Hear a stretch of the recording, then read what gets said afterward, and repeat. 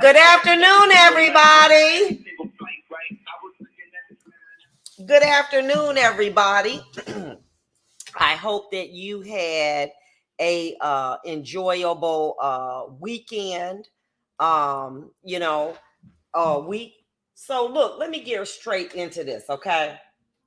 I want to talk about this situation with Patrick Leoya, and I hope that I'm pronouncing his name right. This was a young man who was brutally murdered in Grand Rapids. I had an opportunity yesterday to discuss this matter with, and that's my opinion, okay? Now, he alleged to be innocent, and the prosecution have to prove it. But when you shoot somebody in the back of the head, okay, my opinion is that looked like murder, okay? All right, that's all I got to say. That's just my opinion. Everybody got opinion. You got opinion, everybody else. Is that enough to convict him? Absolutely not. If charged, the prosecution has to prove beyond a reasonable doubt each and every element that he, in fact, killed this man.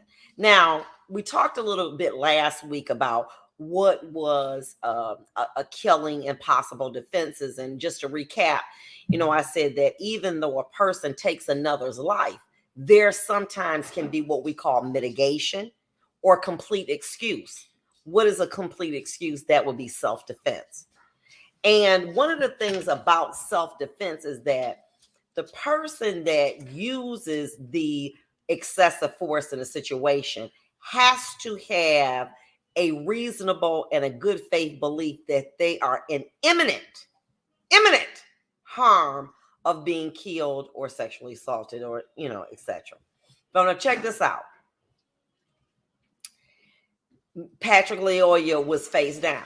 What the officer said, listen now, depending on how close that taser was, the officer can allege, I thought he was going to grab the taser and as a result, use it in a fashion, use it in a way in which it could have been a deadly weapon, i.e. what I did was justified, okay? But here's the situation. This is how I roll. If that was the situation, they'd have put that out there in the news already. First of all, I just got so excited to jump in here, but I gotta call out my folks. Ty Cook, good morning. I'm from Sacramento, California. Terrence Kofa, I'm following you from Liberia, West Africa. Gloria Washington, hello. Happy Saturday, Vonda.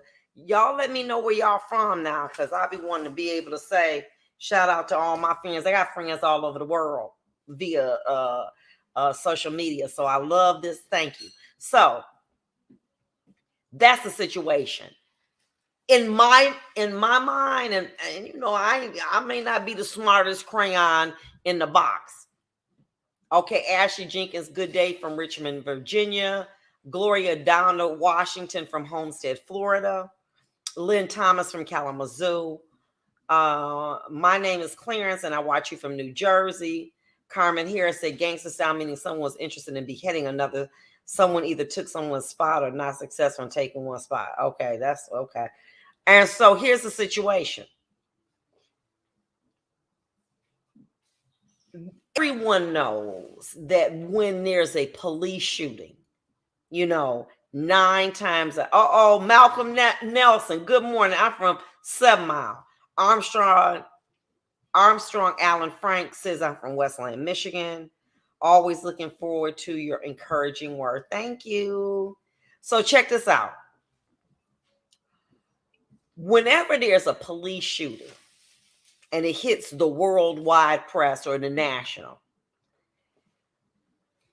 immediate, or even if not, I'm going to say, immediately, it's my belief, my opinion, that the chief of police will say, or the media will report something that is favorable to that officer, so to make it appear that it was justified. Okay? So follow along. Marlena Rucker, Milwaukee, Wisconsin, and Tanya from New York City, living in Greenville. Okay. So check this out. Had that taser been in close proximity, it's my belief they would have reported it. As the subject, Patrick Lyoya, was fleeing, there was a chase ensued in which he grabbed the taser and the officer, wrestled him to the ground, and the taser was in arm's reach. I ain't seen no taser, okay? Which leads me to believe that, yes, he attempted, and based on this officer, who is highly regarded, former DPD, retired, he said, and he couldn't explain technically, but there's a material in a sweater that when you activate a laser, it's something, the composition in that sweater, it's a material that doesn't make it discharge the way that it should, or it fails to, it's something in a sweater. I don't know. I'm not going to get, because I don't know all that. We do know that the Michigan State Police is investigating it. But check this out. And I know from y'all different hometowns too, if that gun or that taser was around, they'd have put that out there off rip. They would say, oh, well, as he was stopped he failed to stop for a traffic violation. The officer came after him and there was a foot chase. He used the taser, and then he, Mr. Lawyer was in inches from the taser, and as a result, the officer, shot him. I don't know if I did it last week, and on the break, I'm going to try to pull it up. But what I demonstrated last week is that officer's revolver is on, just say, the left side. The taser's on the right side.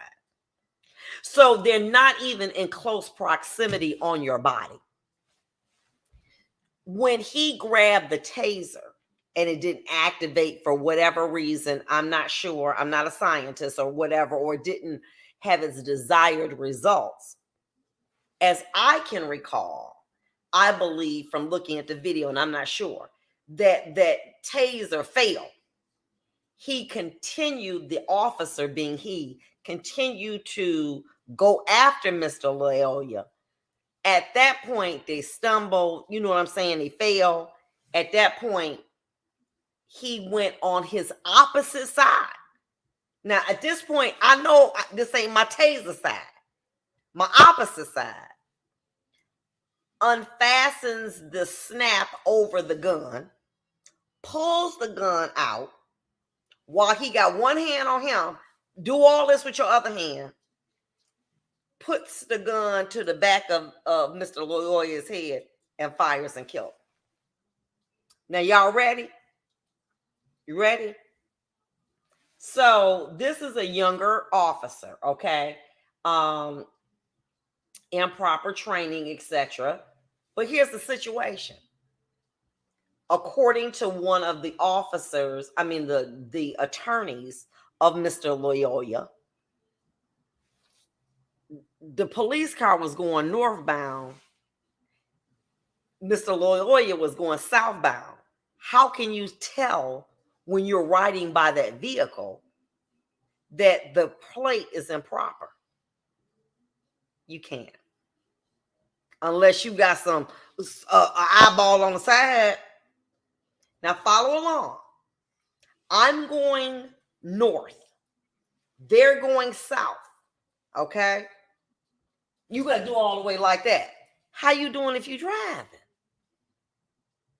Then you turn around and do a U-turn, because he alleges the reason that he came upon the vehicle is because it was his belief that they were in improper plate. He does a U-turn, activates his lights to investigate. Now, That time, Mr. Leoya, you go to the car, he jumps out and runs. He runs after him, there's a struggle. So let's take it piece by piece. If you're traveling and depending on the speed as well, it's challenging as heck to see who that other license plate is while if you're the driver. You damn sure can't tell if you're the passenger. You cannot, okay, maybe unless you just turn around like that and it's going to be split second. Let's be for real, okay? Let's be for real. They were black young men being probably profiled, okay, probably profiled in a high narcotic area. Let's see what's going on. Come on.